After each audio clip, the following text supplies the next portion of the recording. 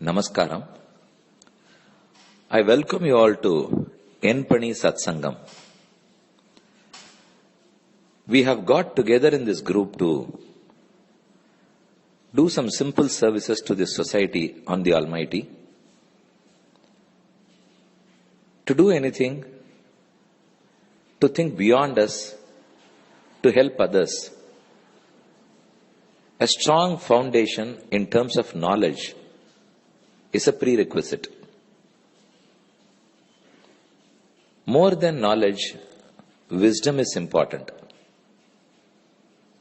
So first you know something, you reflect and confirm what you have known, put it to practice, and enjoy practicing the same. This is for what we have joined here. The first step in this ladder is to gain knowledge. To do so, we have to learn the scriptures, study them. Hinduism, or with the original name Sanatana Dharma, is a large banyan tree. It has too many branches, leaves, and fruits. So one would be perplexed when he enters, when he wishes to know anything in Sanatana Dharma. He will have a plethora of options. Many books, many subjects. We immediately are taken back. We shy away and we don't start reading at all. Instead, let us now finalize some preliminary studies. This would help us to gain fundamental knowledge about Sanatana Dharma. The best text is Bhagavad Gita. So any beginner in Sanatana Dharma can easily begin with Bhagavad Gita. There are many commentaries to Gita by Adi Shankara Bhagavad Pada, by Madhvacharya, by Ramanujacharya, and many more acharyas. You can buy any text. The philosophies of Dvaita, Advaita, and Vishishtadvaita, although have some fundamental differences, they all converge in Brahman. They talk about accomplishing Brahman, enjoying Brahman. More than the subtler or the micro details of Bhagavad Gita, the macro details which we have to put to practice, they are more important. The second chapter talks about the difference between mortal body and the eternal Atman. This chapter is very vital for us. Till the moment we construe that this body and Atman are one and the same, we would not be interested in the study of Brahman. So, the truth that we must catch is how to differentiate between body and Atma. This is in detail dealt in the second chapter of Bhagavad Gita. So please read Bhagavad Gita chapter 2 to begin with. Certain tips when you begin. You may find it difficult or not even understand certain concepts that are explained. Do not worry about them. Just go through the verses where you understand well. Put them to little practice.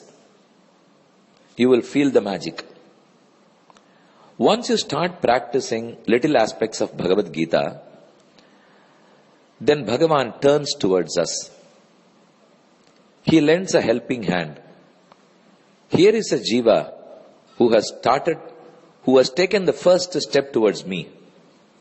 So I should help him. Then we slowly start understanding the other verses which were difficult initially.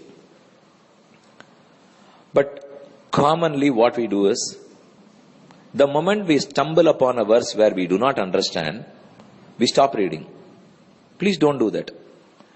Even when you attended school or college, we did not understand many subjects, many chapters. That's why the examiners give you a choice of questions. They ask you 5 and they want you to write only 3 out of 5. Why? They know that we have not understood all the chapters. But still, we passed out, we got a job, we are living well. So just think the same here too.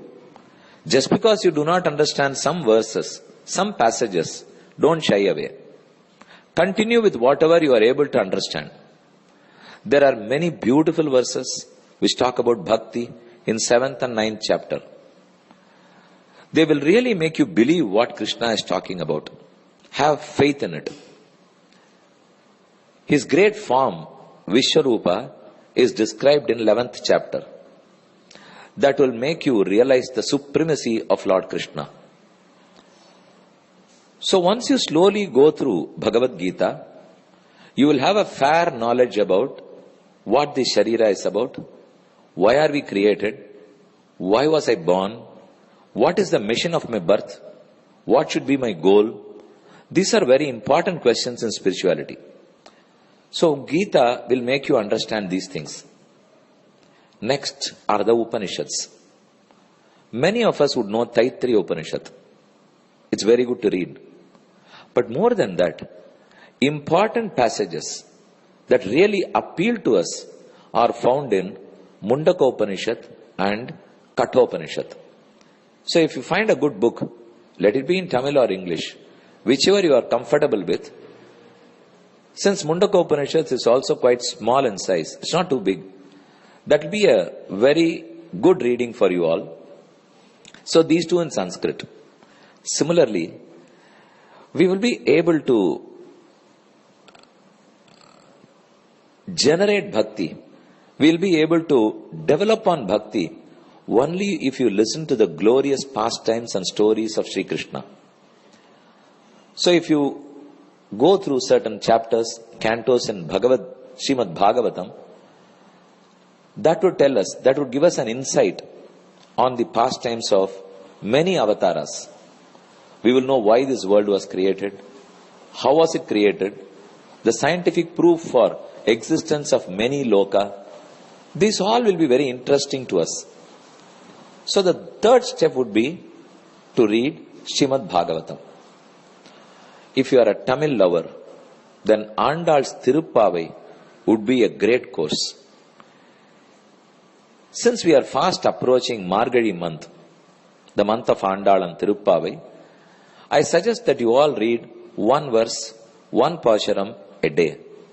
Fortunately, there are many commentaries today, although the original ones are by Periyavachan Pillai and Azhagiya Perumal Nayanar. Many have written and translated. They are all available in the web.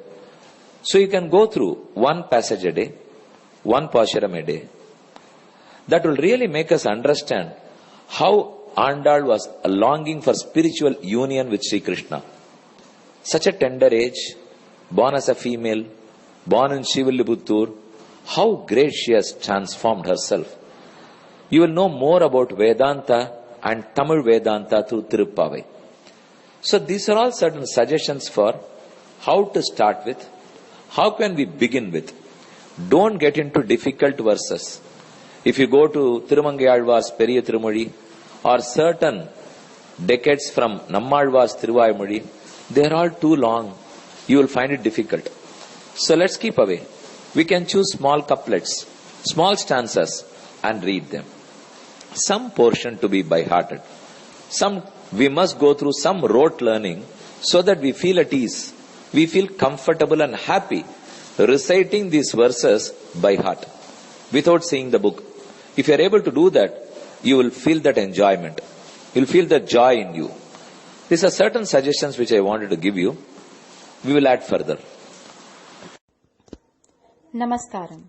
This audio broadcast is brought to you by Sri Velukudi Swamy. To receive this broadcast every day in your mobile, kindly save this number 94432190021 and send a WhatsApp SMS. Enjoy this audio broadcast every day in your mobile.